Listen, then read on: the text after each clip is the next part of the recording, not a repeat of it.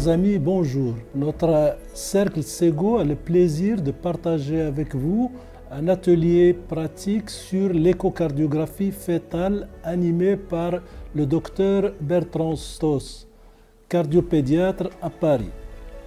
Au cours de cet atelier, nous avons abordé la problématique et la prise en charge des cardiopathies fœtales.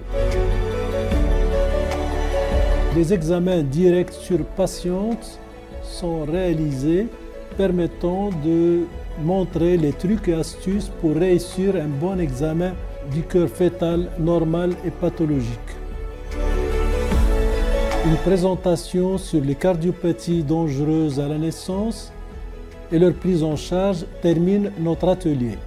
Pour rappel, ces ateliers pratiques répondent à une demande forte en formation médicale continue et connaissent un succès formidable.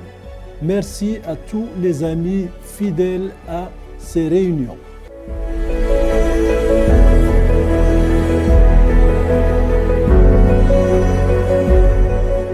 Je vais commencer par une présentation assez générale sur le diagnostic prénatal.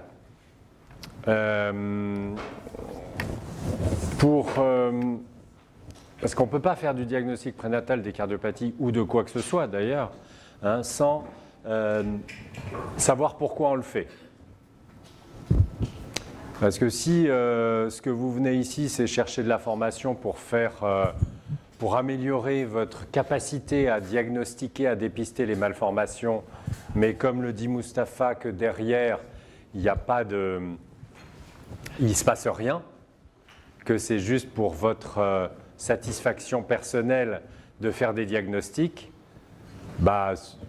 faut aller faire autre chose. Ça ne sert à rien. Enfin, ça vous sert à vous, mais ça ne sert pas aux patients, ou à la patiente et aux enfants. Donc, le but, ce n'est pas de faire des diagnostics, c'est de faire un diagnostic qui va servir ensuite une prise en charge spécifique. Alors, donc, la première question qu'on se pose, c'est à quoi ça sert ce diagnostic prénatal, Encore une fois, ce n'est pas fait pour servir le médecin, c'est fait pour servir les patients. Pendant très longtemps, je sais pas.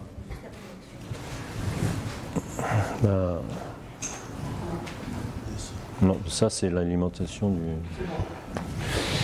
Donc pendant très longtemps, on a dit finalement le diagnostic prénatal, à quoi ça sert? Parce que ça va inquiéter les parents, donc ça va générer du stress pendant la grossesse. Et puis au final, est-ce que ça change vraiment quelque chose à l'accueil, au moment de l'accueil? Donc on a répondu à un certain nombre de questions. Sur l'aspect du stress parental, de la création du lien, par exemple, mère ou parent-enfant, on sait qu'il y a un bénéfice à faire un diagnostic prénatal. Faire un diagnostic après la naissance, dans un contexte parfois d'urgence, avec des transferts en urgence des bébés, des enfants qui vont très mal au bout de quelques jours, c'est toujours extrêmement anxiogène et pour la suite de la construction des liens, ça va être extrêmement compliqué. Et plus on a la capacité d'anticiper, en particulier pendant la grossesse, où il y a une temporalité particulière, la grossesse c'est un moment, l'enfant, on fait un diagnostic, il va faire peur parce qu'on ne va pas savoir ce qui va se passer. Mais en même temps, il est là, il est au chaud, il ne va pas lui arriver grand-chose tant qu'il n'est pas né. Et on a tout un temps de préparation psychologique en particulier pour aller vers la naissance. Et ça, c'est un temps très important parce que là, on n'est pas dans l'urgence néonatale où ça va être la cata. Donc, il y a un temps de préparation, d'anticipation qui va être bénéfique pour la suite. Pourquoi c'est utile? Parce que très souvent, et dans un grand nombre de cas, vous savez que les cardiopathies sont associées à des anomalies syndromiques ou malformatives, et que donc c'est une porte d'entrée, parfois la porte d'entrée la plus évidente dans la cardiopathie, dans une maladie plus générale, et que en ça va être très utile de dépister des anomalies plus complexes. Et puis, Mustapha parlait de Laurent Fermont, qui était mon prédécesseur, que certains ont peut-être connu, qui donc a commencé dans les années 80 le diagnostic prénatal. Vous voyez, là ça date 1980, c'était un reportage télévisé. Donc c'est des images issues de l'INA, l'Institut National Audiovisuel. Et vous voyez la machine derrière. Et il nous explique pourquoi il fait le diagnostic. Il est rentré dans le domaine public depuis 12 à 18 mois. Il est utile pour deux raisons. Dans le cadre du dépistage sélectif, pour rassurer une famille qui a été éprouvée parfois très gravement par la venue d'un enfant cardiaque, dans le cadre du dépistage hasard, pour organiser une naissance sur le plan pédiatrique, sur le plan de la chirurgie cardiaque pédiatrique, lorsque cela est possible et que la cardiopathie est plus rare. Il est évident que pour être complet, il faut faire deux examens, un très précoce pour détecter des anomalies très graves et un plus tardif pour contrôler que rien ne s'est produit pendant le temps. Alors, qu'est-ce qu'il y a d'intéressant là dans ce qu'il dit? Ça a 40 ans, hein?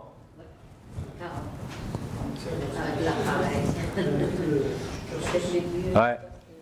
C'est fou, donc là c'était vraiment le début, hein, 80, l'écho c'est 70, début, puis fin des années 70 on a commencé à regarder vaguement le cœur, à accéder un petit peu au cœur, alors il y a eu le cœur de l'enfant, de l'adulte, l'échographie cardiaque et puis l'échographie fétale, et dans l'échographie fétale on a commencé un petit peu à regarder le cœur fœtal. Donc là, début des années 80, Laurent Fermont nous dit quand est-ce qu'on est amené à faire une échographie cardiaque, fétale, quand il y a un antécédent, il dit. Donc il y a une histoire souvent malheureuse parce qu'il y a eu un diagnostic fait après la naissance et donc on a envie de savoir s'il n'y a pas une récurrence. Et puis après, je ne sais pas si vous avez entendu, il parle de dépistage de hasard. Lors d'un dépistage de hasard, c'est intéressant. Pourquoi? Parce qu'on va dépister une malformation et il dit que ça va permettre d'organiser la naissance. Donc il y a des choses intéressantes déjà qui émergent, hein, déjà il y a 40 ans, qui sont qu'on va déjà avoir dans l'idée qu'il faut organiser les choses pour accueillir les enfants avec un problème cardiaque. Alors il parle de dépistage de hasard, c'est marrant parce que évidemment, le hasard aujourd'hui n'a plus trop sa place, mais ça veut dire qu'à l'époque, finalement, c'était pas l'échographie. Aujourd'hui, on a l'impression que c'est normal, ça a toujours été comme ça, premier trimestre, deuxième trimestre, troisième trimestre, voilà, tout est cadré. Mais bon, il y a 40 ans, je ne sais pas trop comment c'était organisé, mais manifestement, il y avait des pionniers de l'échographie fétale, et qui regardaient un peu tout ce qu'ils voulaient, des Roger Bessis, des, je ne sais pas quel nom, lesquels vous avez en tête, dans les premiers. Et je pense à lui parce que il doit avoir 75 ans maintenant, ou 80. Et il continue à travailler et c'était un des pionniers avec Laurent Fermont. Ils travaillaient ensemble, donc ils faisaient les échographies fétales générales. Et puis quand il avait un truc qui lui paraissait bizarre, il appelait son pote et puis ils regardaient ça ensemble. Et voilà, et ça s'est fait un peu, c'est un truc de copains, quoi, une espèce de spécialité qui s'est montée entre gens qui se connaissaient. C'est une histoire d'amitié au départ. Donc de gens qui avaient envie de travailler ensemble. D'accord? Ça, c'est important parce que ça... je pense que dans l'histoire de la cardiologie fétale française, il y a des histoires d'amitié comme ça, et ça montre bien que on ne peut pas travailler, en fait, on ne peut pas faire de la cardiologie fétale ou même du diagnostic prénatal, en général, si on n'a pas des liens étroits, si on ne travaille pas en étroite collaboration avec ses collègues. Donc voilà, donc dépistage du hasard, ça voulait dire que ça se faisait un peu au hasard quand il y en avait un qui voyait quelque chose. Et puis, les choses se sont structurées. Et il nous parlait d'organisation de la naissance parce que, effectivement, à partir du moment où ils ont pu faire des diagnostics prénataux, ils se sont dit, so what, est-ce qu'on s'arrête là ou on va plus loin? C'est quoi l'étape d'après? C'est, on s'organise et quand on fait un diagnostic, par exemple, de transposition des gros vaisseaux, donc là, c'est quand même 1995, c'est déjà 15 ans plus tard. 15 ans plus tard, mais il a fallu du temps pour faire comprendre qu'il fallait organiser les choses et puis créer les réseaux, que ça fonctionne, que tout le monde veuille bien travailler ensemble. Et à partir de là, on a pu faire naître, par exemple, des bébés avec des transpositions des gros vaisseaux dans des milieux spécifiques. Ça, c'était à l'Institut de puériculture. Maintenant, tout est regroupé plutôt sur Necker. C'est très pixelisé là l'image. Un bébé qui naît avec une transposition des gros vaisseaux et dont on suspecte que le foramen ovale est restrictif et qui va très vite devenir cyanosé. On va contrôler ça donc, immédiatement après la naissance et on va organiser une manœuvre de Rashkin très vite parce qu'on voit que ce bébé il respire mal, il est devenu très très bleu en quelques minutes. Vous voyez les mains cyanosées, il a un petit battement des ailes du nez, il a une couleur qui n'est pas très sympathique. Mince, pardon. Hop.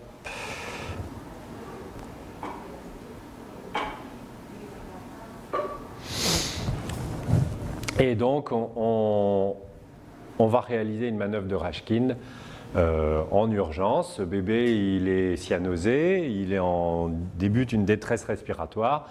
Pourtant, vous voyez que dans le management, on ne s'occupe pas de cet aspect-là, puisque sa détresse respiratoire n'est liée qu'à son hypoxie. Et on va glisser un petit ballonnet dans les oreillettes, et dans l'oreillette gauche en particulier, vous voyez ici, pour ensuite venir faire une petite traction et déchirer le septum primum, la valvule de Vieussens, pour ouvrir le foramen ovale.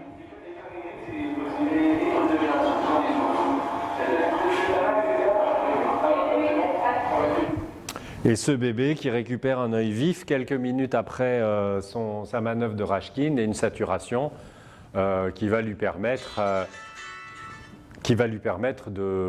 d'attendre quelques jours avant d'envisager la réparation de sa malformation par un switch artériel. On reverra ça plus tard, dans les urgences néonatales. Voilà, donc là on a bien compris ce bébé qu'on a vu, dont on a vu la cyanose, la détresse respiratoire s'installer très rapidement après la naissance. On a bien vu que faire un diagnostic prénatal, organiser la naissance, accueillir ce bébé dans des conditions particulières, évidemment, ça a du sens et ça a un effet bénéfique pour les enfants.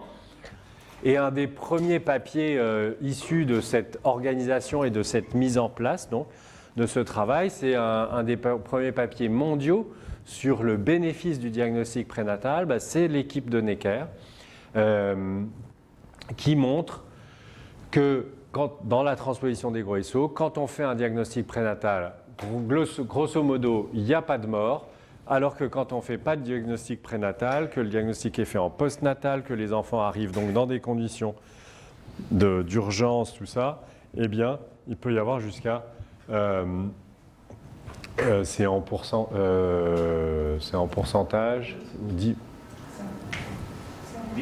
10% de mort, ce qui est considérable.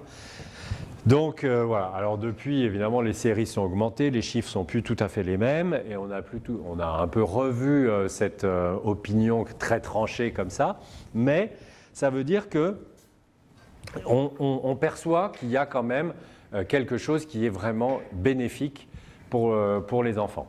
Alors vous voyez, ça c'est 99 ce papier et on a vu tout à l'heure Laurent Fermont en 1980.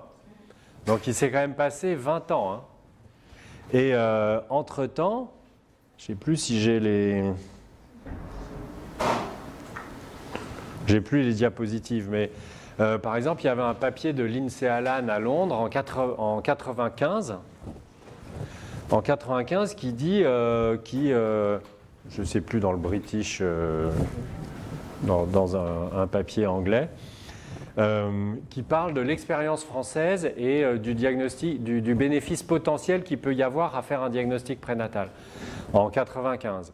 Mais ça veut dire qu'en fait à l'époque, alors que même que nous on est déjà bien organisés, le monde entier, lui, n'a pas forcément la même opinion. Et au début, il n'y a pas un consensus pour dire c'est bien de faire un diagnostic prénatal et d'organiser la naissance. Dans plein de pays, aux États-Unis en particulier, ils disent bon, ben voilà, on fait le diagnostic prénatal ou pas, de toute façon ils naîtront et puis on les prendra en charge après la naissance et puis voilà, ça ira, Inch'Allah. Bon. Donc, c'est pas au départ aussi évident que ça, et il a fallu du temps pour que ça s'ancre dans les esprits que ce diagnostic prénatal avait un impact. Alors, je disais que ça avait un impact sur la mortalité ou la survie. Aujourd'hui, on a un petit peu revu la copie entre guillemets. Alors, c'est vrai que pour ce qui est des séries française, par exemple, on a une telle organisation en France, ou je vois dans la région parisienne, organisation des soins, qui fait qu'un enfant qui naît dans n'importe quelle maternité de la région parisienne, s'il ne va pas bien, il y a un transfert qui va être fait dans des délais qui sont extrêmement rapides. Donc, ne pas faire un diagnostic prénatal, en termes de mortalité, aujourd'hui, c'est plus si vrai qu'il y aura une perte de chance parce que, de toute façon, en moins de 2 heures, un bébé il va arriver dans un centre de cardiologie acheminé depuis n'importe quelle maternité. Donc, il n'y a plus de manière aussi évidente un gain en termes de mortalité. Et ça, c'est les papiers donc récents qui nous le disent, soit issus de la cohorte épicarde de la région parisienne, les papiers du sud de la France de Pascal Amédro. En revanche, il y a des choses qui émergent vraiment, qui sont les problèmes du neurodéveloppement. Alors ça, c'est un vrai sujet, on ne s'y est pas intéressé jusqu'à il y a une dizaine d'années, parce que on s'intéressait à quoi? On s'intéressait à la mortalité, aux résultats opératoires, la survie sans réintervention, c'est ça. On voulait avoir les résultats de la chirurgie, quoi, et c'était ça qui nous intéressait. Bon, et puis on a compris que ça, c'était relativement bien. On savait faire, c'était cadré, la chirurgie, ça va bien. Les enfants, ils meurent très peu. Il y a un pourcentage infime de mortalité opératoire. Il y a des réinterventions, mais de moins en moins parce qu'on opère de mieux en mieux. Donc finalement, c'est un problème assez mécanique, de tuyauterie, de plomberie, tout ça, qu'on arrive assez bien à régler dans beaucoup de cas. Et finalement, quand on voit les enfants grandir, bon, bah, c'est plus trop un problème pour un grand nombre d'entre eux. En revanche, quand on regarde le neurodéveloppement, parce qu'on se disait, c'est marrant, il y a quand même un certain nombre d'enfants, par exemple les transpositions des gros vaisseaux, quand on les suit en consultation, nous les cardiopédiatres, on se rend compte que c'est des enfants qui sont un peu particuliers, souvent. Des enfants normaux, sympas, tout ça, mais c'est des enfants qui ont un comportement en classe, par exemple, qui est un peu particulier. C'est des enfants qui ont beaucoup de troubles de l'attention. Donc c'est un peu des piles électriques, puis ils sont là en consultation, ils ne tiennent pas en place, ils ne tiennent pas assis, ils se lèvent, machin, et c'est des piles. Et ça, on a pu le tester, le montrer, en faisant tout un tas de tests à ces enfants, des enfants en âge scolaire, et on a pu montrer que les déficits de l'attention en particulier, tout ce qui est les anomalies de la sphère cognitive, donc la mémoire, l'attention, le graphisme, enfin tout ça, qui sont pas en rapport avec l'intelligence, qui elle est normale chez ces enfants-là. En revanche, pour tout ce qui est de ces petites choses assez fines qui quand même font que la vie quotidienne peut être plus ou moins compliquée si on en souffre, eh bien là on a remarqué que chez les enfants opérés, en particulier en période néonatale, transposition des gros vaisseaux, hypoplasie du cœur gauche, tout ça, il y avait plus d'enfants dans la population opérée qui souffraient de troubles de la sphère cognitive que dans une population témoin. Donc on sait que malgré tout, ces enfants qui sont opérés très tôt, il y a plus de troubles cognitifs. Et il y a d'autant plus de troubles cognitifs que on n'a pas fait le diagnostic prénatal. Et c'est là où ça devient intéressant vraiment, c'est qu'on se rend compte que le diagnostic prénatal, bon, il améliore la prise en charge, il optimise la prise en charge. En termes de mortalité, finalement, c'est peut-être discutable. Par contre, en termes de neurodéveloppement derrière, c'est sûr que la perte de temps entre la naissance et le diagnostic fait que manifestement il se passe quelque chose et qu'il y a donc une perte de chance en termes de neurodéveloppement, ce qui a quand même un impact sur la vie future de ces enfants.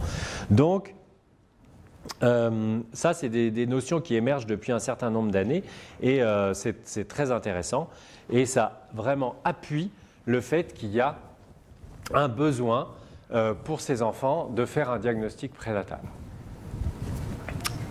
Bien, donc il n'y a pas vraiment de questionnement là-dessus. Est-ce que c'est utile? Oui, c'est utile sur le plan de la construction des liens entre parents et enfants, sur le plan psychologique, parce que on l'a vu donc tout au début, ça c'est très important, parce que ce que vous ne soupçonnez pas, c'est à quel point dans une histoire familiale, dans l'histoire d'une famille, le fait qu'il y ait un enfant avec une maladie grave, une cardiopathie, mais qui symboliquement la touche à un organe extrêmement chargé de symboles, le cœur, c'est la vie. Donc ça va marquer une famille. Et l'attachement parent-enfant, il est très particulier dans ce contexte-là. On a des parents qui viennent en consultation 20 ans, 25 ans après avec l'enfant, ils ont besoin de savoir, ils sont angoissés, alors que l'enfant va bien, ça fait 25 ans qu'il vit sa vie, il a été opéré, mais ils sont là, il y a une chape de plomb quand même autour de leur lien, et donc ça veut dire qu'il se passe quelque chose et que ce quelque chose, il faut arriver à les aider à ce que ça se passe le mieux possible. Donc le diagnostic prénatal aide à la construction du lien parent-enfant. Après, ce n'est pas tout, il faudra accompagner tout ça et on en reparlera. Donc c'est la construction du lien. La perte de chance ensuite en termes de mortalité, morbidité, hospitalisation, tout ça, on sait qu'on va y gagner quand même dans la période néonatale. Et puis ensuite, à l'avenir, sur le neurodéveloppement, il y aura un impact. Donc on n'a pas d'interrogation sur le fait est-ce que c'est utile ou est-ce que ce n'est pas utile. Maintenant, comment on fait? Et c'est là où le bas blesse. Enfin, nous, on s'est organisé. Vous, moins. Vous, c'est plus compliqué. Donc, comment ça se passe pour que ça se passe bien? Bon, ça, toutes les femmes au Maroc, elles ont des échographies. Je pense que là, grosso modo, le filtre est relativement bon. Enfin, j'imagine qu'il y en a peut-être qui n'ont pas dans des milieux sociaux très défavorisés, il y a certainement des femmes qui échappent, mais je pense que c'est globalement bien fait. Toutes les femmes arrivent à obtenir des échographies de dépistage. Après, le problème, c'est quoi? Le problème, c'est à partir du moment où il y a dans ce maillage du territoire où un médecin met une sonde d'échographie sur une patiente et découvre une anomalie, c'est qu'est-ce qui se passe?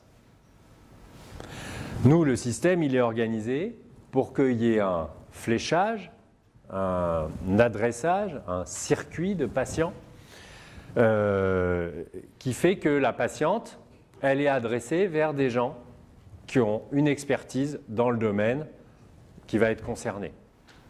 Le cœur, le cerveau, le poumon, le digestif, le machin. D'accord? Pourquoi? Parce que on n'est pas tous des experts de tout. Et donc, l'obstétricien qui fait du dépistage, il doit faire du dépistage. Son rôle, c'est de dire c'est normal ou c'est pas normal. Et à partir du moment où il identifie quelque chose qui fait que c'est pas normal, il confie à quelqu'un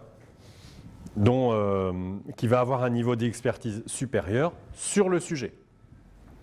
Ce n'est pas un aveu de faiblesse, c'est juste dire, voilà, c'est plus mon domaine, je confie. Et c'est ce qui fait qu'on a besoin d'une chaîne vraiment d'intervenants pour la prise en charge et qu'on ne peut pas s'arrêter. Le diagnostic prénatal, c'est pas ça. D'accord? Ça ne s'arrête pas là. La femme enceinte qui vient chez le dépisteur, qu'il soit gynéco, obstétricien, sage-femme, radiologue, là, ou référent, enfin, ça ne s'arrête pas là. S'il n'y a pas tout ça, ça n'a pas de sens. D'accord? Alors, quel est le rôle de chacun là-dedans? Le dépisteur, c'est celui qui dépiste. Ou référent, mais en termes de le référent dans les cardiopathies congénitales, je le mets avec le dépisteur parce que finalement, ce n'est pas celui qui pourra faire du conseil prénatal, donner l'information puisqu'il n'a pas la culture cardiopédiatrique derrière. Donc il va pouvoir aborder le diagnostic, mais il ne saura pas en dire beaucoup plus. Donc le niveau du dépisteur, c'est vraiment le premier maillon qui est indispensable, c'est le filtre initial qui va dire est-ce que c'est normal, auquel cas la femme elle continue dans son circuit, ou est-ce qu'il y a une anomalie, ou est-ce qu'il y a une situation à risque éventuellement, ou une suspicion d'anomalie, on n'en est pas certain. Donc ce n'est pas celui qui fait forcément le diagnostic. Le diagnostic, c'est bien pour sa propre culture, pour son ego, pour flatter l'ego. C'est bien, on a tous envie de faire le diagnostic quand on est médecin. On est content de faire un beau diagnostic. Mais le dépisteur, lui, ce n'est pas son rôle. D'accord? Son rôle, c'est vraiment de reconnaître les signes d'appel, de respecter aussi un cahier des charges. Ça, c'est important. D'accord? On va y revenir à ce cahier des charges, mais ça, c'est très important. Parce que jusqu'à il y a quelques années, tout le monde faisait tout et n'importe quoi. Il n'y avait pas de recommandation. Donc une échographie fœtale, c'était chacun faisait ce qu'il voulait. Donc il y en avait qui faisaient 10 fois plus que d'autres, qui mettaient une sonde sur le cœur, ça faisait pof, pof, pof, et puis c'était bon, quoi. Et puis d'autres qui s'acharnaient à regarder toute la morphologie cardiaque. Aujourd'hui, non, il y a un cahier des charges précis. Vous devez avoir vu un certain nombre de choses. Si vous dites que vous les avez vues et que vous ne les avez pas vues, ça peut vous retomber sur le coin de la figure. Donc voilà, ça c'est important de savoir quel est le rôle du dépisteur. Il peut faire le diagnostic pour lui, mais pour le patient, le dépisteur, ce n'est pas le but. Lui, il doit reconnaître les anomalies et ensuite les adresser à un expert du cœur. Donc à l'occasion de ces échographies, T1, l'évaluation du risque, T2, T3, ça je ne vous apprends rien. Donc quand je parlais de cahier des charges, aujourd'hui, en tout cas à partir du dernier travail de la conférence de la CNEOF, pour la France en tout cas, et qui date de 2016, eh bien, le dépisteur est tenu, pour ce qui est du cœur, vous voyez, de montrer un certain nombre d'images qui sont la coupe 4 cavités, la coupe de la voie d'éjection droite et gauche, avec pour la droite, la bifurcation pulmonaire qui sort donc du ventricule droit. Ça, ce sont les 3 coupes que l'obstétricien, enfin le dépisteur, doit nous montrer, c'est dans ses obligations.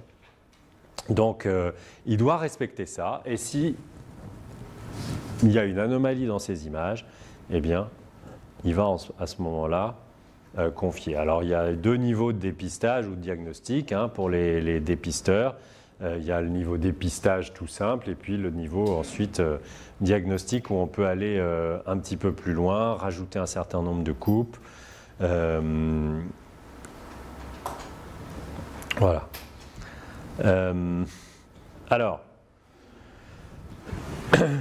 là, pour essayer justement d'avoir un référentiel commun, là je vous ai montré le cahier des charges de l'obstétricien, ce qui est vraiment le minimum que le dépisteur doit faire pour son examen de dépistage.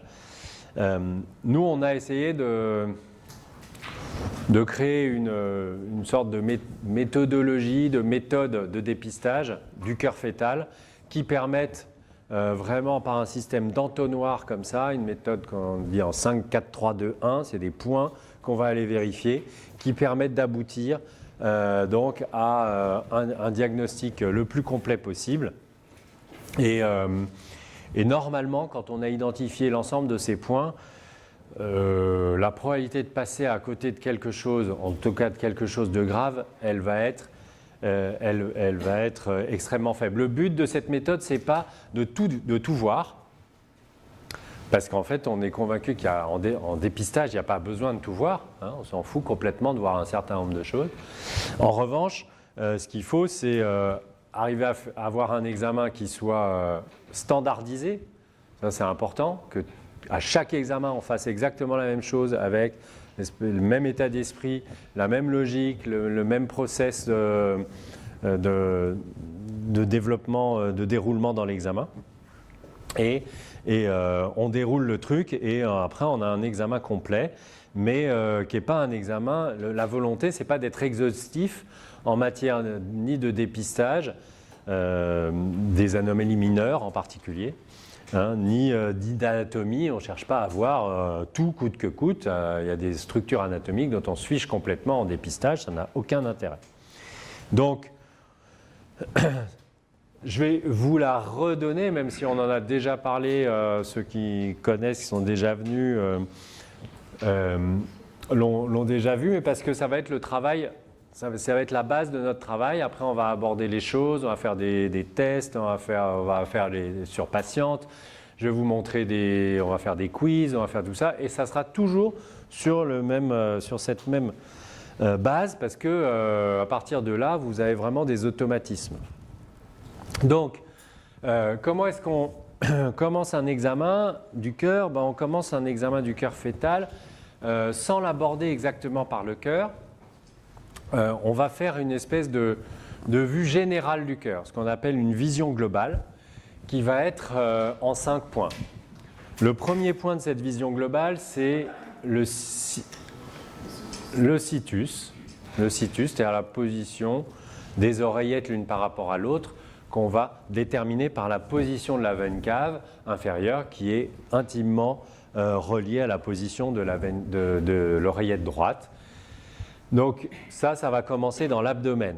Et puis par des systèmes de balayage, parce qu'on va comprendre que l'examen du cœur, c'est surtout un examen dynamique, que ce n'est pas un examen figé, ce n'est pas une addition, une superposition de coupes, c'est un examen qui se fait vraiment dans un volume, en mouvement. Et ça, on va le revoir plus tard. Et donc, on va déterminer la position de l'aorte, l'orientation de la pointe du cœur, le rythme, la taille du cœur, tout ça dans une vision très instantanée. On passe de l'abdomen, on arrive sur la cave-cavité, on a toutes nos informations quasiment en 2 systoles. Ça doit suffire pour avoir ça. Et ensuite, on va se concentrer sur l'architecture du cœur avec les 4 cavités en 4 points. Donc 5 points, c'est vision globale. 4 points pour 4 cavités. L'équilibre des cavités, les veines pulmonaires, position des veines pulmonaires, le décalage mitro-tricuspide et l'analyse du septum. Bon, donc c'est mémotechnique, c'est facile. 4 points, 4 cavités. Alors on peut aller regarder, bien sûr, quand on détaille l'anatomie, on peut aller regarder tout un tas d'autres choses. inspecter la valvule de vieux sein, s'inspecter, je sais pas, aller regarder les bandelettes modératrices, les trabéculations. Voilà. On ne dit pas qu'on ne peut pas faire plus. On dit que si on fait ça dans une coupe 4 cavités, vraisemblablement, on ne passera pas à côté de choses et on ne s'embrouille pas la tête non plus à aller chercher des trucs qui n'ont pas forcément d'intérêt. De manière assez logique, quand on est venu de l'abdomen et qu'on est passé par la 4 cavités, on arrive en remontant, en poursuivant le mouvement translation comme ça, on arrive sur une coupe des 3 vaisseaux. Coupe des 3 vaisseaux, 3 points. Le nombre de vaisseaux, l'équilibre et leur position l'un par rapport à l'autre. Et puis, ensuite, à partir de la 3 vaisseaux, on redescend dans le cœur et puis on va faire des mouvements de bascule comme ça pour dégager les voies d'éjection. Les voies d'éjection, on les voit quand on passe de la coupe 4 cavités à la 3 vaisseaux, parce qu'on va passer les voies d'éjection. Mais on va être plus à l'aise si on par des mouvements de bascule, de rotation, pour essayer de les dérouler complètement. Et là, on a les 2 voies d'éjection. La gauche, avec un point qui est la continuité septale. C'est pareil, là, dans la voie d'éjection gauche, il y aura plein de gens qui vous vont dire, on regarde la continuité mitro-aortique, par exemple, ou on peut voir tout un tas de choses dans ces voies d'éjection. Nous, si vous regardez la continuité septale dans la voie d'éjection gauche, et si vous regardez la concordance ventriculo-artérielle dans la voie d'éjection droite, c'est-à-dire vous arrivez à déterminer que le vaisseau qui sort du ventricule droit, c'est un vaisseau qui bifurque, donc une artère pulmonaire, donc il y a une concordance, à ce moment-là, on est gagnant. Vous voyez ? Donc c'est assez simple, on va avoir des points très précis. On n'est pas dans le détail anatomique de toutes les coupes.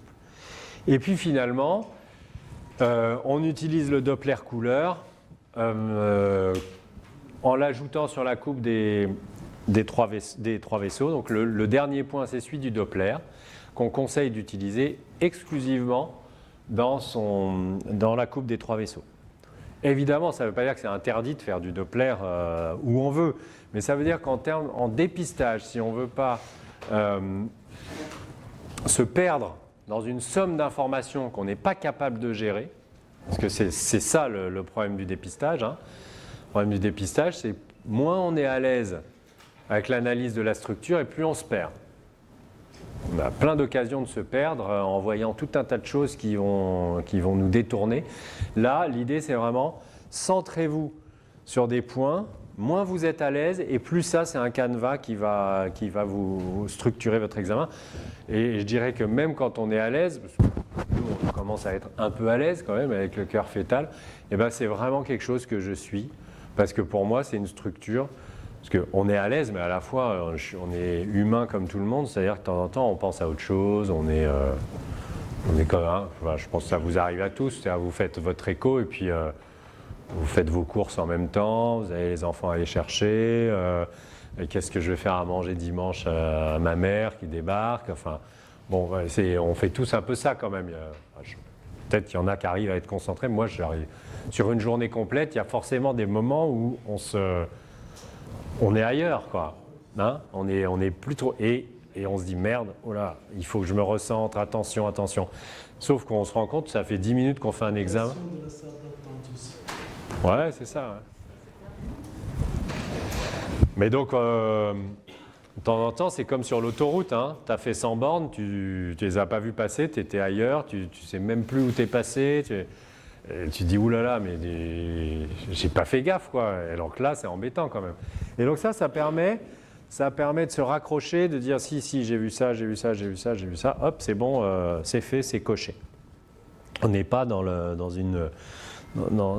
un voyage dans le cœur au hasard.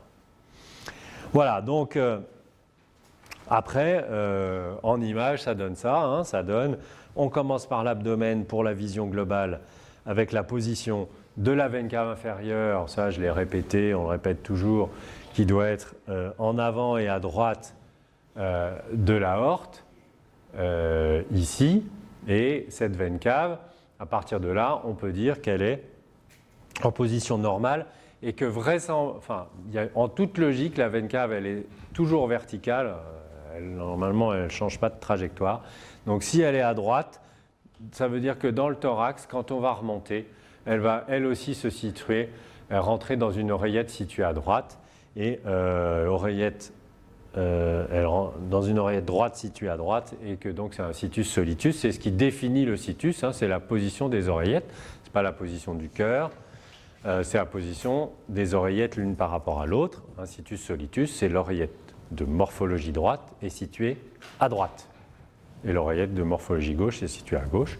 Le situs inversus étant l'inverse, l'oreillette de morphologie droite est située à gauche, l'oreillette de morphologie gauche est située à droite.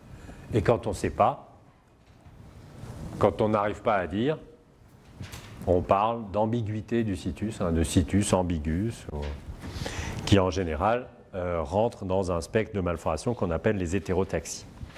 Donc ça, c'est la première chose. Situs, c'est dans l'abdomen.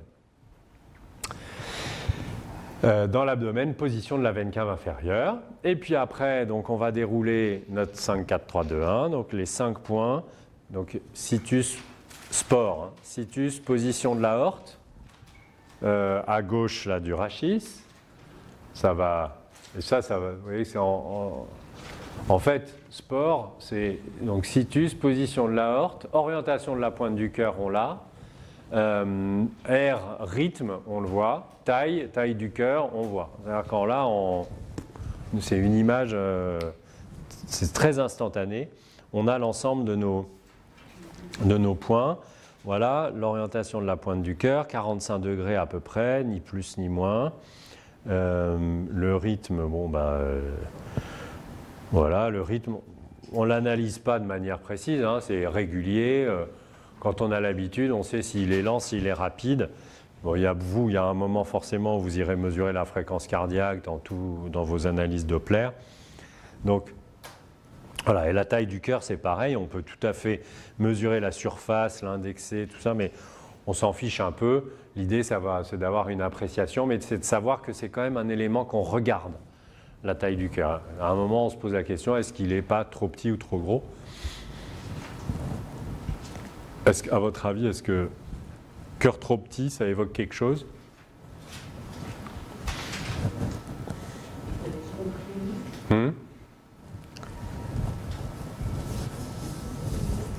Cœur trop petit, cœur trop gros.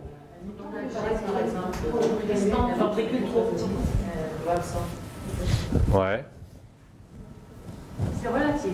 Quand c'est petit, peut-être que le thorax est distant quand on a un problème pulmonaire. Ah ouais, alors ouais.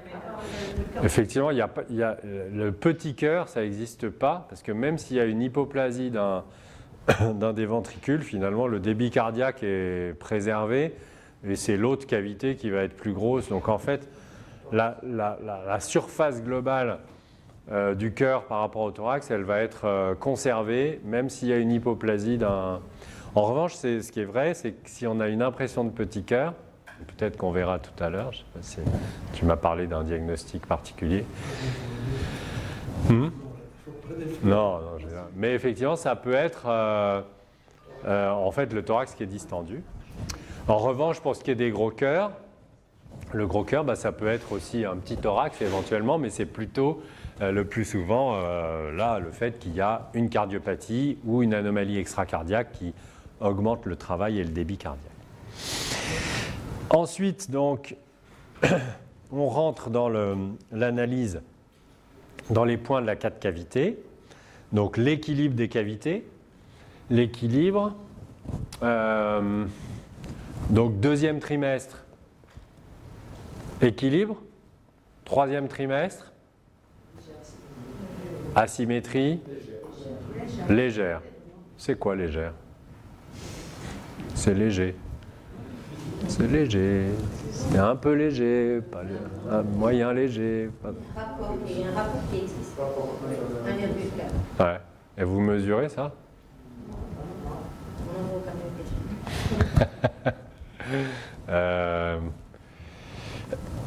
Bon. On mesure au niveau des cavités, au niveau des valves ou bien au niveau du thorax ? Alors les mesures, d'abord, souvent on ne les fait pas. On peut les faire, mais c'est vrai Bon, deuxième trimestre, c'est symétrique. Troisième trimestre, il y a souvent une asymétrie.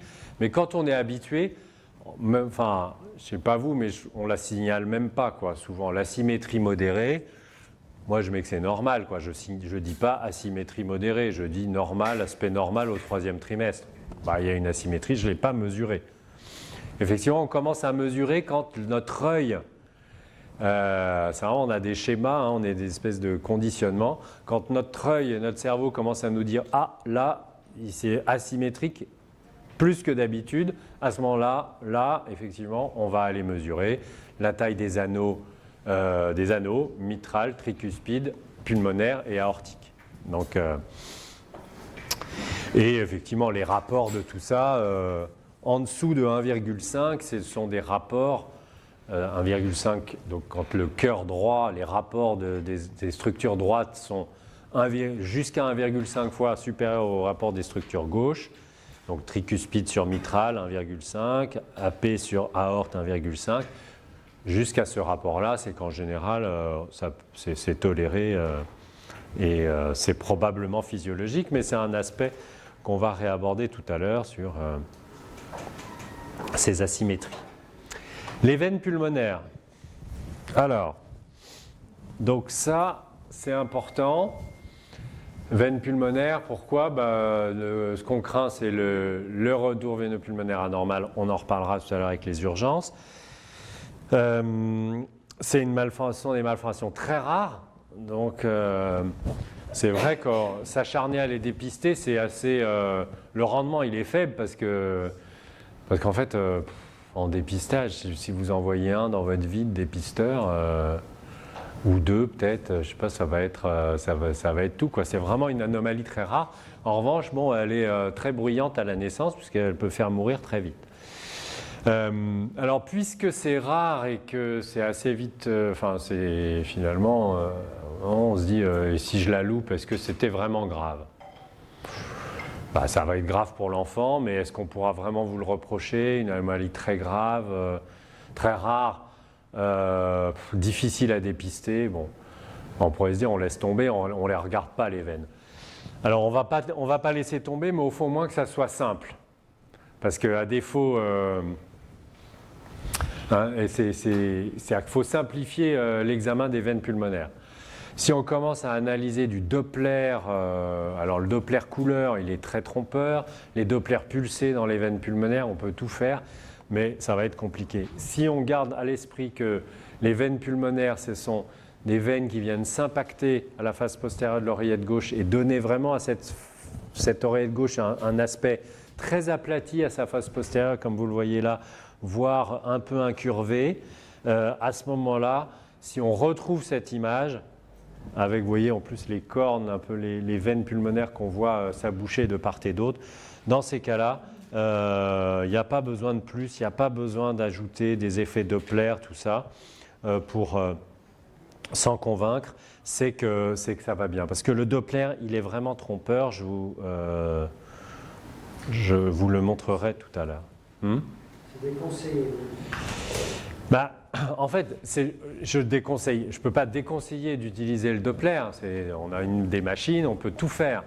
Le truc, c'est de savoir qu'est-ce qu'on fait des informations qu'on va obtenir. C'est toujours ça, c'est connaître les limites de ce qu'on va recueillir. Donc, vous pouvez utiliser le Doppler, mais il faut savoir les limites du Doppler. Il faut savoir les pièges du Doppler. Voilà.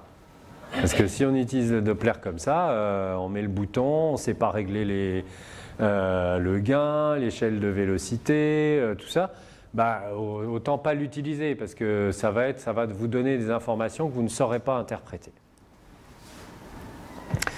Donc ça, c'est probablement la chose la plus sensible pour le dépistage, c'est cet aspect de l'oreillette. Et si vous ne retrouvez pas ça, il faut tiquer, il ne faut surtout pas se rassurer avec un Doppler couleur par exemple qui vous ferait penser que les veines arrivent à l'oreillette. Le décalage mitrotricuspide, il est, vous le savez, il y a un décalage vers la pointe de la valve tricuspide.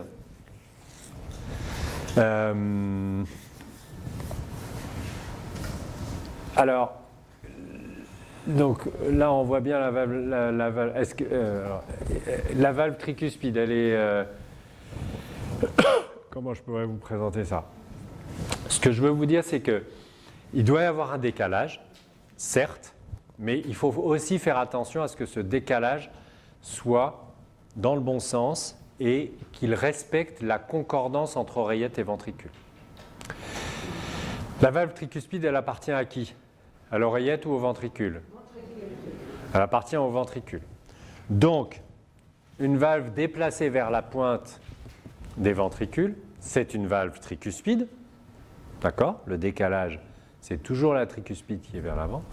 Et donc, cette tricuspide, elle correspond toujours au ventricule droit. D'accord?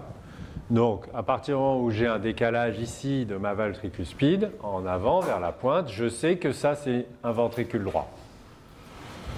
Alors, en plus, j'ai une bandelette modératrice, et ici, du côté gauche, j'ai un ventricule qui est beaucoup plus oblong, comme ça, un peu plus lisse. Bon, on peut détailler un certain nombre de choses.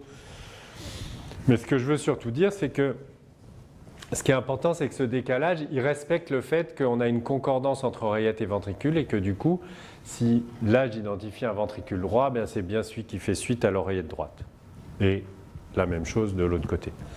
Hein, parce que là, on peut identifier un décalage mitrotricuspide, mais éventuellement qu'il soit inversé.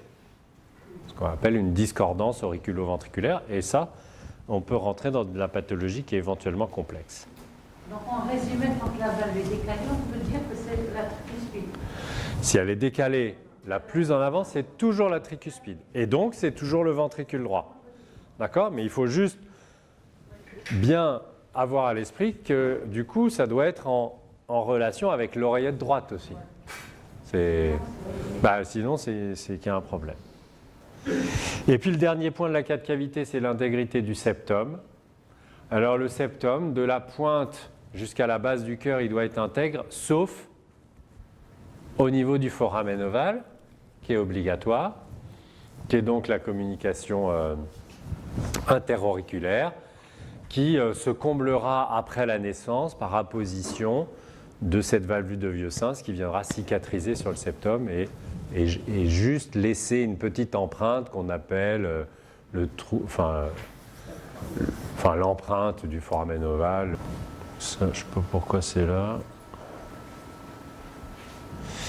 Donc le nombre, 3 vaisseaux, 1, 2, 3, ni plus ni moins, leur taille qui, comme dans les cavités, peut revêtir une certaine asymétrie au 3e trimestre en particulier avec une artère pulmonaire qui va être prédominante par rapport à l'aorte. Mais ce qui est important, c'est qu'il y a toujours une décroissance de taille. L'AP est plus grosse que l'aorte, qui est plus grosse que la veine cave. D'accord? Donc ça, c'est important. Et à partir du moment où il y a des déséquilibres, si la veine cave est plus grosse que l'aorte, si l'aorte est plus grosse que l'artère pulmonaire, tout ça, c'est des petits signes d'appel. Donc, ou si l'artère pulmonaire est beaucoup plus grosse que l'aorte, voilà.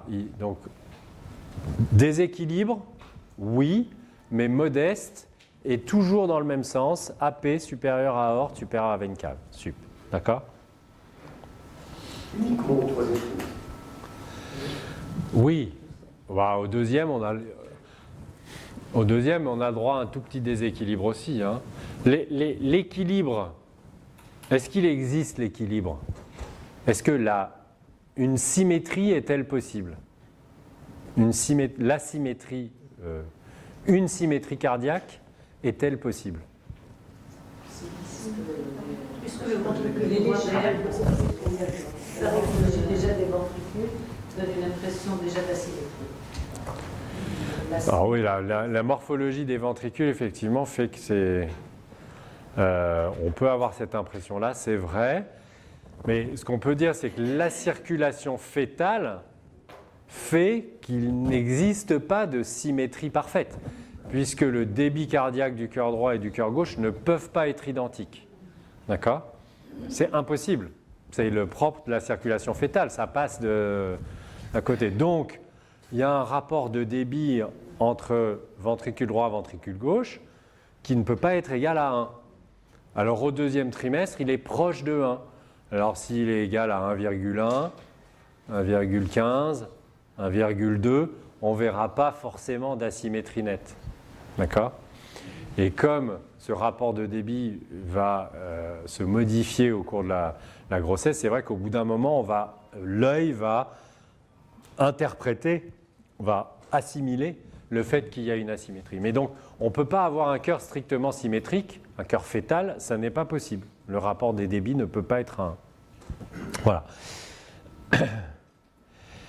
Le dernier point, c'est la disposition des vaisseaux. Et ça, la disposition des vaisseaux, ça doit être très clair. Les vaisseaux, ils sont alignés. AP, aorte, veine cave, c'est en ligne droite. D'accord ? Une disposition qui n'est pas en ligne droite, c'est pas normal. Que ce soit la position un peu, la 3 vaisseaux un peu haute des crosses ou en passant par la bifurcation pulmonaire, grosso modo, c'est pareil. Et puis, il y a une disposition particulière, c'est que dans le niveau des crosses, on a ces crosses de l'aorte et de l'artère pulmonaire prolongée par le canal artériel qui se rejoignent et qui forment un V qui conflue juste en avant du rachis en prenant une forme de V. Et vous voyez que la trachée, elle est laissée à droite de ce V. Autrement dit, les 2 crosses passent à gauche de la trachée.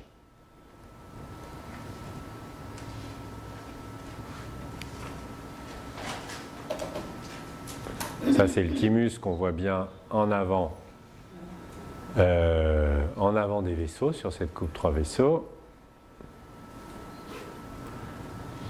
Et il nous reste donc les 2 points des 2 voies d'éjection. Alors, la logique, pourquoi est-ce qu'on parle des 2 voies d'éjection alors qu'on est déjà passé dans la 3 vaisseaux? Tout simplement dans un souci technique. Bon, et puis parce que dans notre méthode, ça nous arrangeait, 1, 5, 4, 3, 2, 1, ça tombait bien, 2 voies d'éjection sur le plan mémotechnique. Mais parce qu'aussi, il y a une logique technique à aller vers la 3 vaisseaux à partir de la 4 cavités. D'accord ? Parce que c'est un mouvement de balayage tout simple. Et que ensuite, pour aller trouver les voies d'éjection, eh bien, ça nécessite des mouvements de rotation, des mouvements qui vont nous changer du plan de la 4 cavités. Et du coup, ça va être éventuellement un peu plus compliqué. Et c'est pour cette raison qu'on a décidé de mettre les voies d'éjection après. Donc c'est pas dans une logique, si on voulait dire on analyse le cœur sur le plan segmentaire, c'est-à-dire entrée des oreillettes, jonction auriculo-ventriculaire, ventricule, voie d'éjection, gros vaisseau. C'est pas logique dans cette vision-là. Mais nous, ce qu'on cherche, c'est surtout à avoir un côté pratique, à optimiser un examen qui prenne le moins de temps possible et qui soit le plus efficace possible.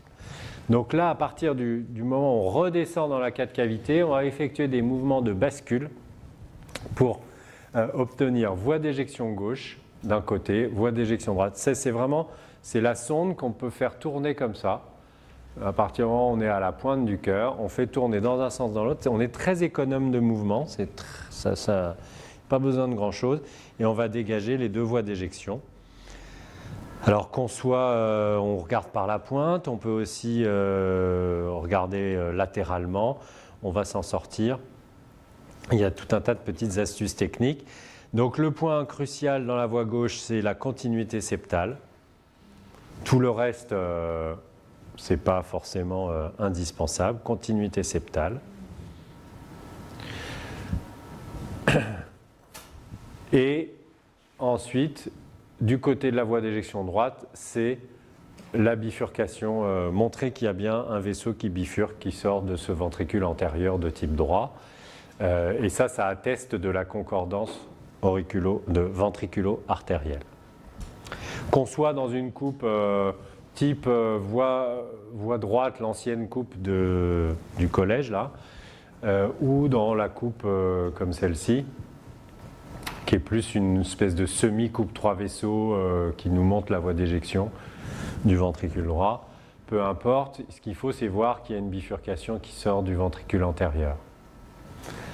Voilà, à partir de là, on obtient la concordance. Vous voyez, on n'a pas vu la concordance pour éliminer transposition des gros vaisseaux. Je n'ai pas cherché à la voir dans la voie d'éjection gauche, par exemple. La voie d'éjection gauche, avant, je vous ai dit continuité septale.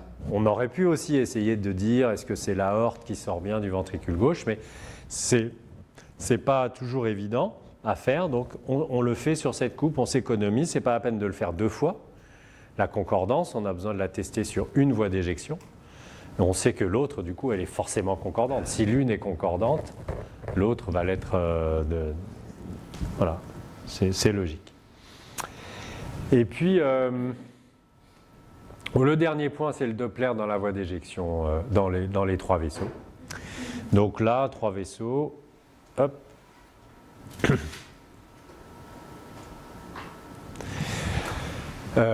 Avec un beau flux, vous voyez, un beau flux bien profond, une couleur qui nous montre qu'il n'y a pas d'obstacle, que les flux sont symétriques, que ça va dans le même sens, hein, c'est antérograde.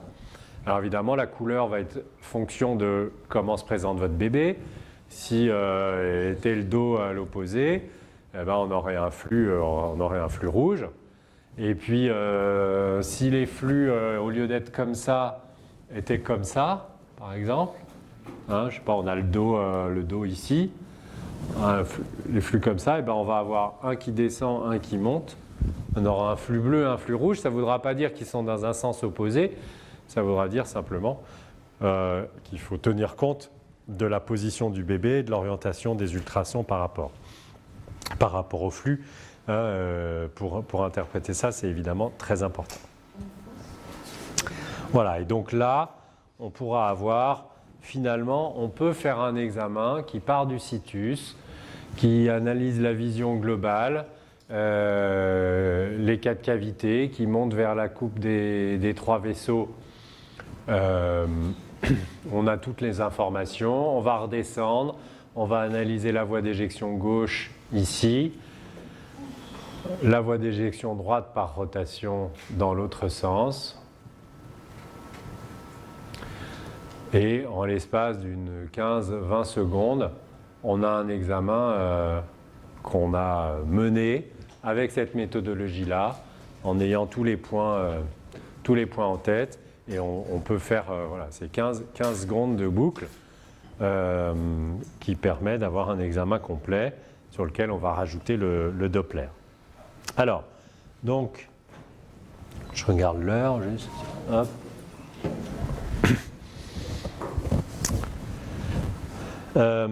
Simplement sur... donc ça, c'est tout ce qu'il faut mettre en place pour optimiser le dépistage. Si on utilise une méthode comme ça, probablement on va passer à côté de rien.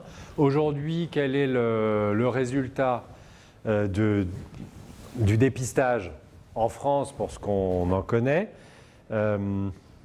Des données qui datent un petit peu, mais on a un taux de dépistage des malformations cardiaques qui n'est encore pas parfait, puisque si on regarde toutes malformations confondues, on est à un peu moins de la moitié de malformations qui vont être dépistées.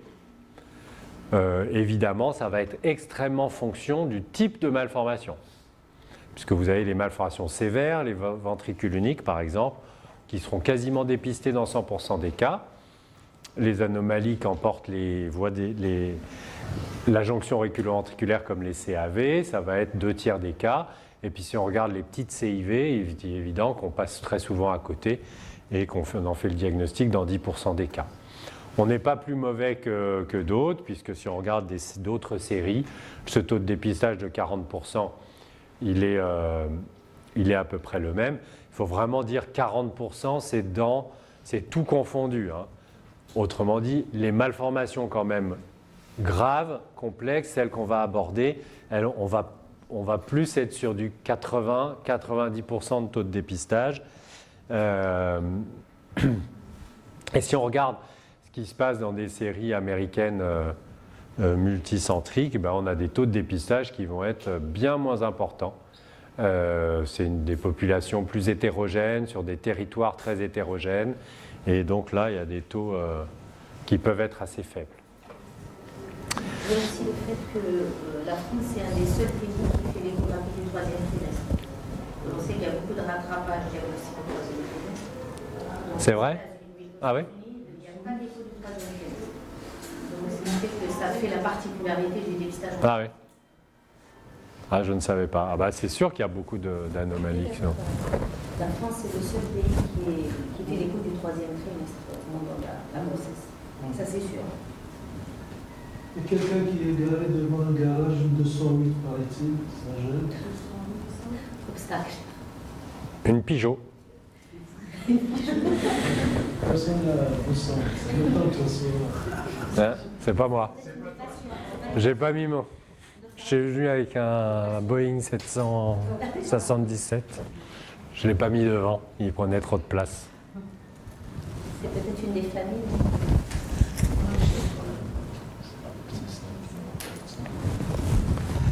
Il y a déjà des patientes, c'est ça? Oui. Bon.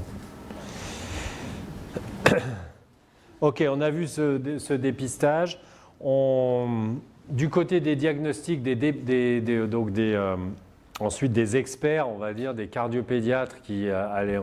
Nous, notre rôle, c'est d'aller faire un diagnostic précis, mais surtout d'évoquer le pronostic, de savoir ce que ça va devenir, d'essayer de mettre en perspective tout ça, parce que de raconter à l'avance une histoire plus ou moins belle en fonction du diagnostic et d'informer donc le couple. Tout expert qu'on puisse être, on a un diagnostic qui n'est pas forcément toujours d'une grande précision non plus. Ça, c'était le travail de Myriam Bensemlali quand elle était à Necker, elle est maintenant ici à Casa, et qui montrait qu'en fait, il y avait, quand on comparait les diagnostics faits avant la naissance par nous-mêmes, experts, et ceux que les cardiopédiatres, autres experts, pouvaient confirmer ou infirmer après la naissance, eh bien, il y avait un taux de discordance qui était quand même de 30%. Donc, dans un tiers des cas, quasiment, on disait « ce n'est pas exactement ce qui était attendu ». Alors, tout ça dans un centre expert qui rassemblait toutes les malformations, y compris les plus complexes. C'était pas c'est à Necker, donc dans le centre où on fait naître les enfants.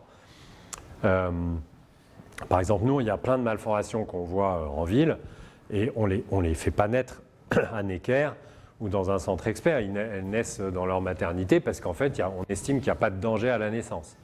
Mais toutes les cardiopathies les plus complexes donc, vont naître à l'hôpital Necker.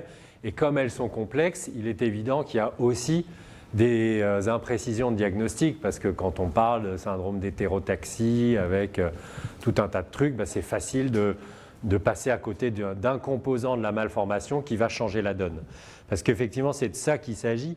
C'est après, est-ce que ces discordances, elles sont importantes en termes de... Est-ce qu'elles vont avoir un impact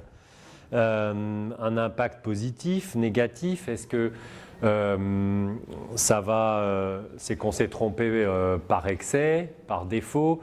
Est-ce qu'on a été trop rassurant ou au contraire trop pessimiste? Et donc, et ça, dans 10% des cas, il y aura un impact sur la prise en charge. D'accord? C'est-à-dire que, parce qu'il y a finalement, on peut se tromper de diagnostic, mais finalement, ça n'a pas de conséquences.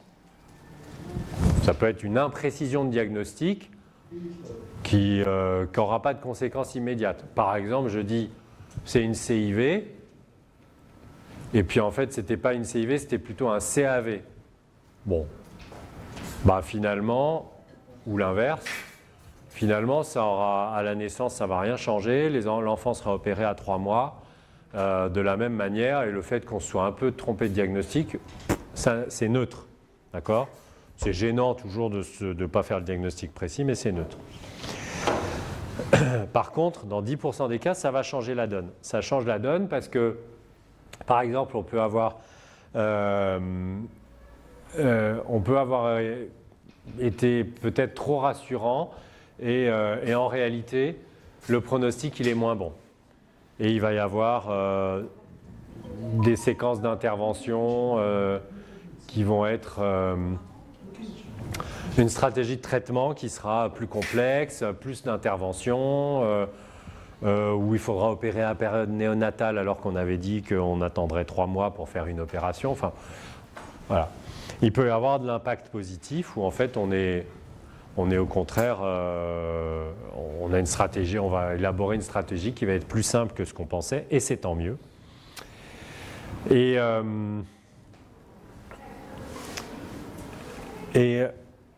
voilà. Donc ça, c'est pour la qualité, disons, du diagnostic qui est fait, donc qui est imparfaite aussi, hein, du côté de l'expertise. Et alors, nous, notre rôle, c'est, encore une fois, c'est faire le diagnostic le plus précis possible, et puis ensuite, c'est de faire du conseil. C'est dire qu'est-ce qui va se passer maintenant avec votre enfant.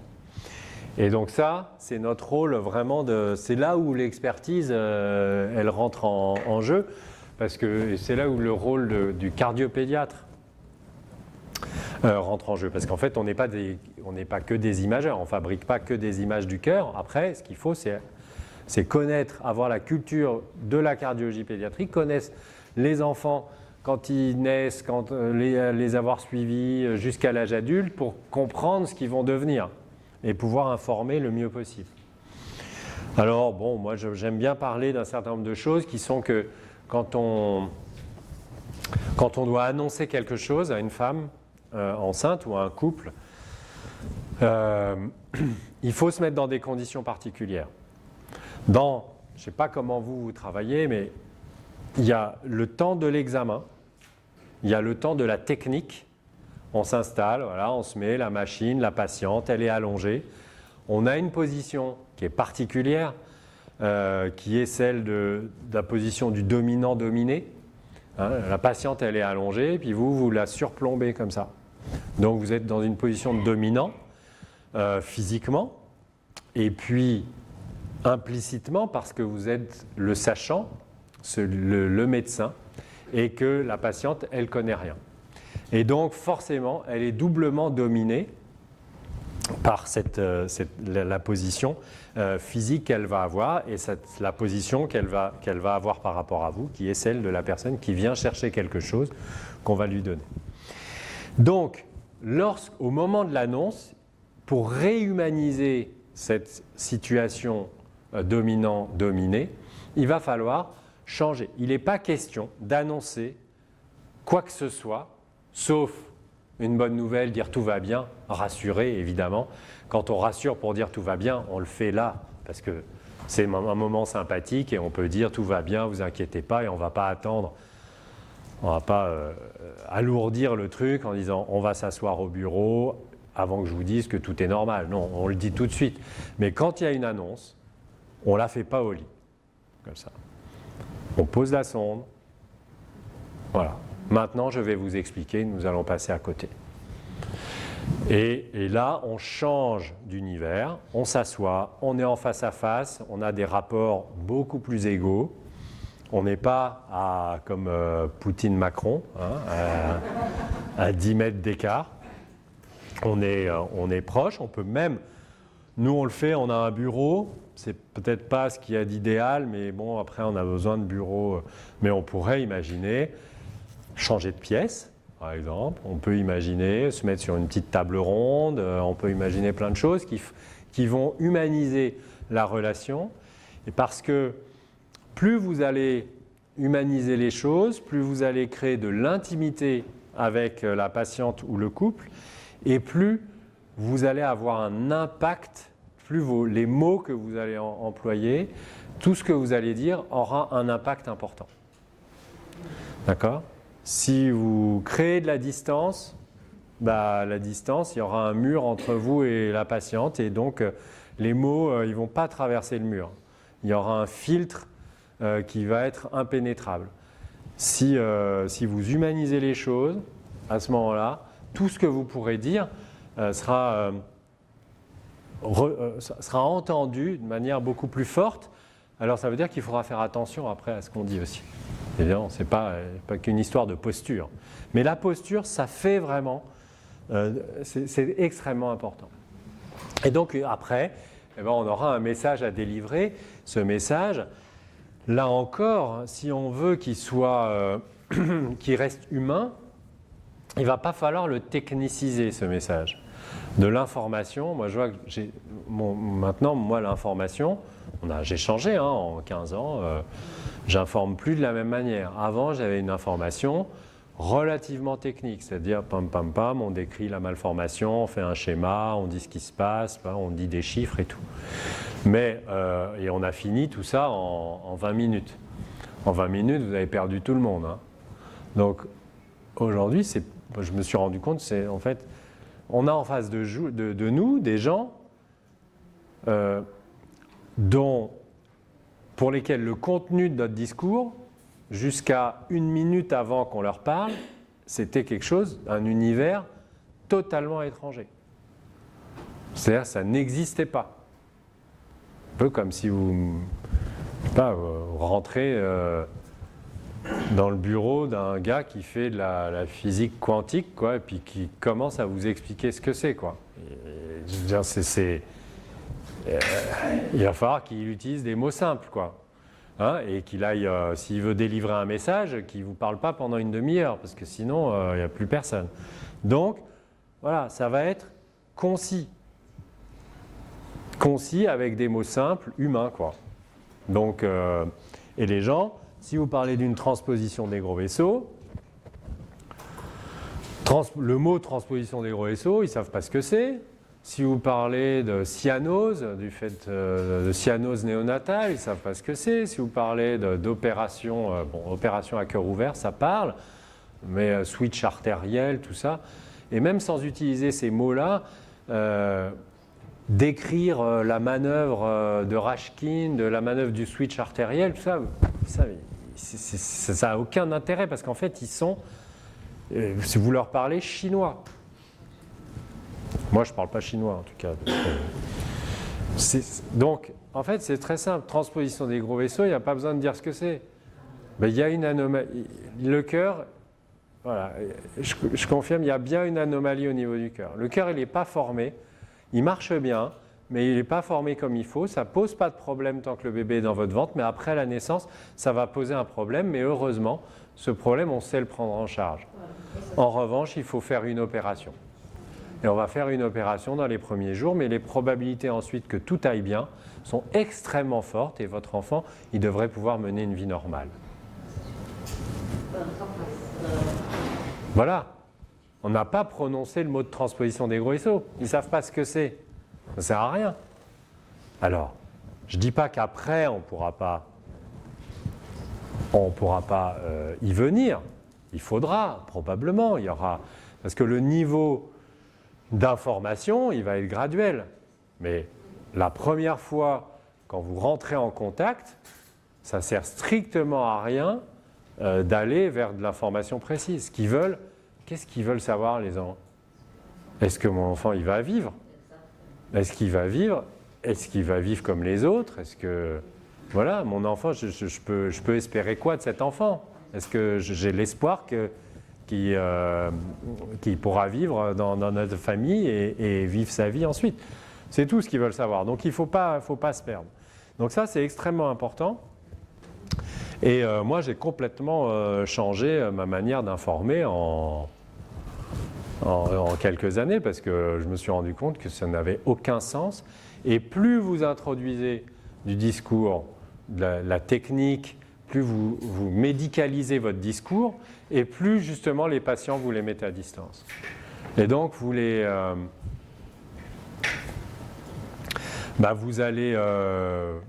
allez les perdre, ils ne seront pas forcément en confiance, parce que la confiance, si, je sais pas, moi, quand je vais voir,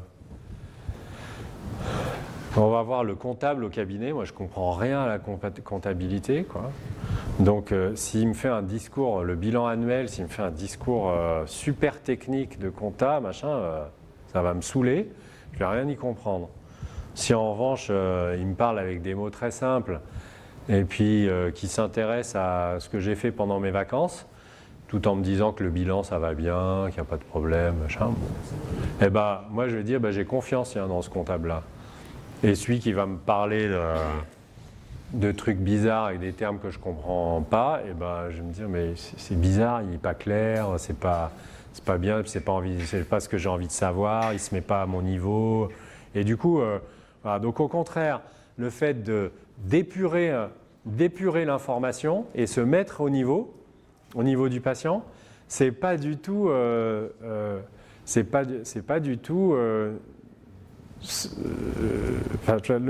patient, au contraire, sa confiance va augmenter. C'est sûr. Hein, parce que vous allez créer de l'intimité, parce que vous allez créer du lien et vous allez humaniser ce lien. Donc, ça c'est extrêmement important. Et je le dis parce que je vois des choses qui sont effrayantes, quoi, hein, de la part de collègues qui travaillent. Cardiopédiatre, je vois peu beaucoup, mais j'ai vu un certain nombre d'obstétriciens. Je me suis dit, mais comment ils font en fait? C'est d'une violence. Quand on annonce avec des mots très durs, la patiente est sur le lit, on a encore la sonde dans le ventre avec du gel partout. Et je trouve ça violent, voire parfois maltraitant. Donc il faut faire extrêmement attention à ça. Les mots qu'on va prononcer sont d'une grande violence et donc il faut les choisir. Quand on parle de malformation du cœur, hein, quand on parle d'opération, tout ça c'est franchement c'est une bombe monstrueuse dans la tête des gens. Donc il va falloir dire les choses clairement, mais il va falloir les dire de manière douce. Et je pense qu'on peut annoncer des choses dures sans violence. D'accord ? Et ça, c'est important parce qu'on a des gens qui viennent 20 ans après, des mères qui sont là, qui vous disent exactement ce que le docteur Fermont leur a dit 20 ans plus tôt. Voilà, il m'a dit ce jour-là, je me souviens, il m'a dit « Madame, votre bébé », et elle me cite la phrase exacte de ce qu'il a dit. Donc ça veut dire que c'est tellement impactant pour la vie des gens que les mots que vous allez prononcer, vous les aurez oubliés quand la patiente elle est passée la porte, vous avez oublié ce que vous lui avez dit, mais elle a pas du tout oublié. Et c'est gravé peut-être jusqu'au bout de la fin de ses jours. Donc il faut y prêter vraiment attention, c'est extrêmement important. Il faut évidemment de la bienveillance, quand bien même on va dire des choses difficiles. On peut parler de la mort, on peut annoncer que ça n'ira pas, avec beaucoup de bienveillance. Et ça aidera énormément à passer des étapes, à faire le deuil quand on a annoncé quelque chose de dur de manière pas bien, quand on n'a pas utilisé bon mot, quand on a été violent. Pour les gens, après, c'est extrêmement dur de se reconstruire. Voilà, donc après, je veux juste, parce que tout ça, on va en parler, en parler après. Bilan extracardiaque, on va parler. On en parlera donc avec les cardiopathies et syndromes. Le temps de la décision, qu'est-ce qu'il faut faire, comment est-ce qu'on va organiser la naissance, ça c'est une chose. Juste sur le temps de la décision, sur cette information dont je parle, très souvent quand je dis que l'information elle est concise au début, ça ne dispense pas de pouvoir remettre une dose d'information plus tard. Au début, on tape un grand coup, donc on est très simple, et puis on va laisser les choses se décanter. 15 jours après, les gens ils auront des vraies questions, peut-être des questions techniques auxquelles on pourra répondre à ce moment-là. Mais encore une fois, l'information va se faire à plusieurs niveaux de temporalité. Hop, ça, donc j'y reviendrai tout à l'heure. Et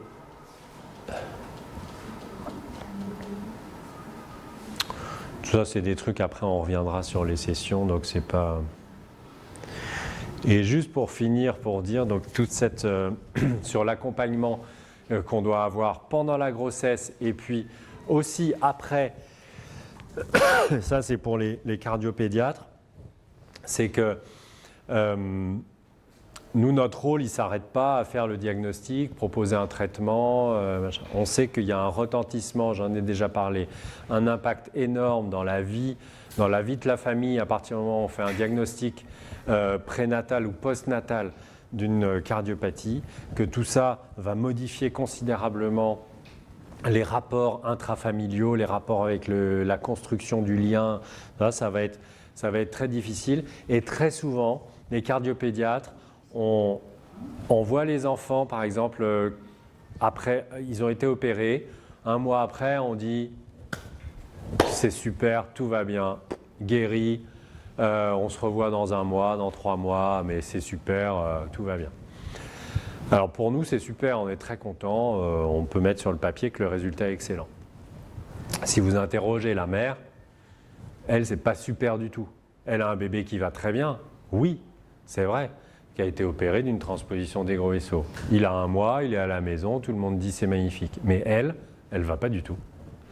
Elle va pas du tout parce qu'elle est passée par une période de stress énorme pendant toute la fin de la grossesse, de stress énorme à la naissance, cette violence qu'il y a à l'hôpital avec la technicité, genre avoir son bébé en réa avec des tuyaux partout, un bébé de 3 kilos, nous c'est le commun, c'est l'habitude, mais pour des gens pour lesquels qui sont pas là-dedans, c'est juste hyper violent.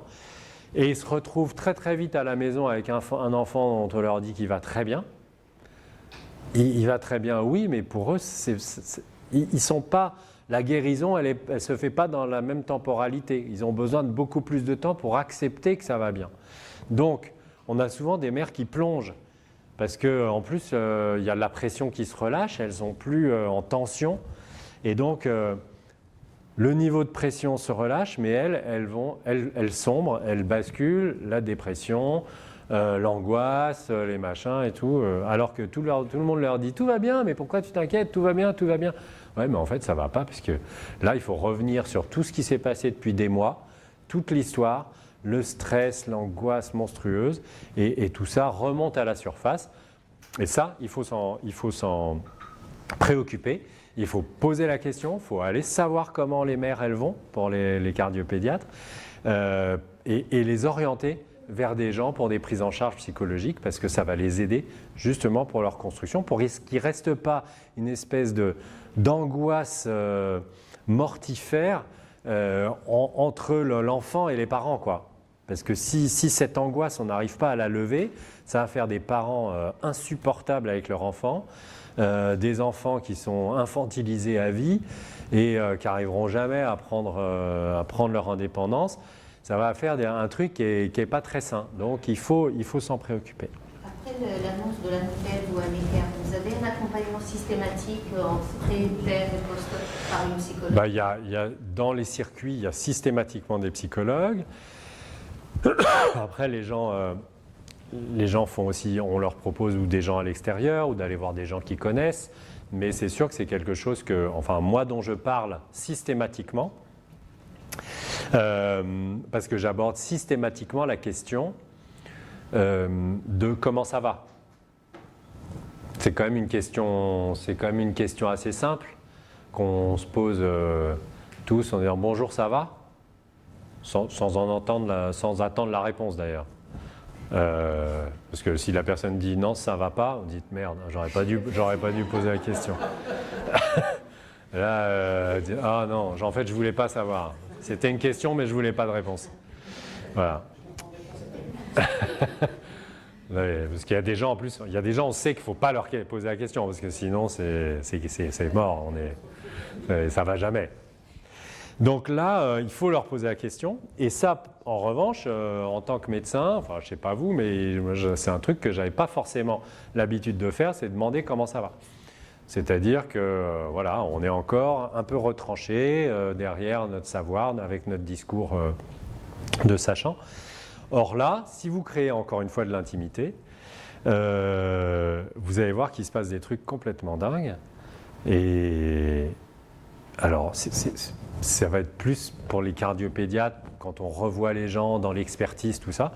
Mais moi, quand je les revois, en fait, Bon, bah, l'écho, je m'en fous, on a fait le diagnostic, c'est plus le problème, sauf quelques cardiopathies évolutives, mais sinon après, l'intérêt c'est de savoir quelle est leur perception, comment est-ce qu'ils arrivent à se reconstruire avec cette nouvelle donne, à reconstruire l'image de leur enfant qui s'est évaporée. Hein. Une femme enceinte, elle a l'image d'un bébé, et puis d'un coup on annonce un diagnostic, l'image, c'est tout flou. C'est comme Canal+ qui encrypté, quoi. Voilà.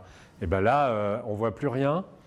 Elle ne voit plus, elle n'arrive plus à le voir parce qu'elle n'arrive plus à se projeter, elle a peur, ce bébé lui fait peur, donc elle n'ose plus le voir comme un bébé. Et puis on est venu introduire une notion de malformation alors qu'on est dans le registre des monstruosités. Enfin, il y a énormément de fantasmes après un diagnostic de cardiopathie en particulier. Je pense que c'est moins le cas, je ne sais pas, mais si on annonce une malformation rénale ou de la vessie ou je ne sais pas quoi, il y a moins de fantasmes autour de l'image du bébé que peut-être le cerveau, même la face aussi, ça a un impact, et le cœur, parce que le cœur, il est tellement chargé de symboles que ça a un impact énorme. Donc quand on leur demande, elles n'arrivent plus, c'est vrai qu'elles disent j'arrive plus trop à me l'imaginer, avant j'avais une image et là j'ai perdu l'image. Donc il faut aussi se préoccuper de tout ça. Il faut arriver faut poser les bonnes questions. Il faut aussi leur redonner de la matière pour y penser de manière autre. C'est-à-dire parce que nous, quand on les voit, à chaque fois, si on parle du cœur, moi, une fois que j'ai parlé du cœur, j'ai donné l'information, après, j'ai dit, ça, c'est bon. Ça, allez, on a compris, on va s'en occuper, on verra après la naissance. Maintenant, votre bébé, c'est un bébé. Donc, on va penser à lui autrement aussi. Vous pouvez penser à lui autrement. Hein, d'accord ? Quand vous touchez votre ventre, qu'est-ce que vous sentez ? Vous sentez, oui, il y a des pieds, il y a des mains, il y a une tête, machin. Et en fait, on redonne de la matière pour penser autrement à son bébé. Et en fait, c'est marrant, ces femmes, quand on leur parle de ça, on parle d'une main, par exemple, du pied. Vous sentez les pieds ? Et là, tout de suite, choum, on a un sourire qui s'affiche comme ça parce que tout d'un coup, ça humanise. Ce bébé reprend une forme humaine alors que c'était devenu, en parlant, une espèce de truc de l'ordre des monstruosités, auquel on va mettre des sondes. Enfin, c'était déshumanisé.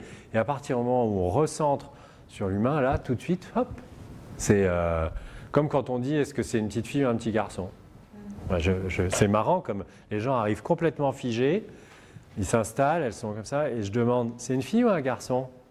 Je ne vais pas regarder, c'est pas mon rôle, mais en général ils le savent. Et au moment où ils le prononcent, il y a un sourire qui s'affiche parce que justement là, on est dans l'humain.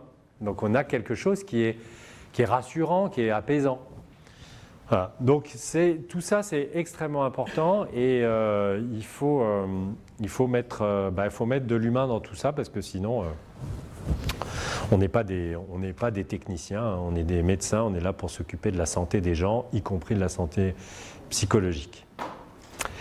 Voilà, donc j'aime bien revenir sur ça, c'est un peu long de reposer les bases, mais c'est en même temps, je pense qu'il faut reparler de tout ça, de toutes ces généralités, parce que faire du diagnostic prénatal, c'est pas faire des images, dépister des anomalies sur un écran, hein, c'est pas que ça, c'est un tout. Donc c'est cette histoire du travail en réseau qui est indispensable, orienter les patientes, travailler avec les autres et prendre en charge, certes, les aspects purement cardiologiques, mais aussi prendre en charge la maternité dans sa globalité pour ensuite créer des liens parents-enfants et puis aussi avoir des enfants qui sont en bonne santé physique certes, mais mentale, avec un neurodéveloppement adéquat et une santé psychologique optimale.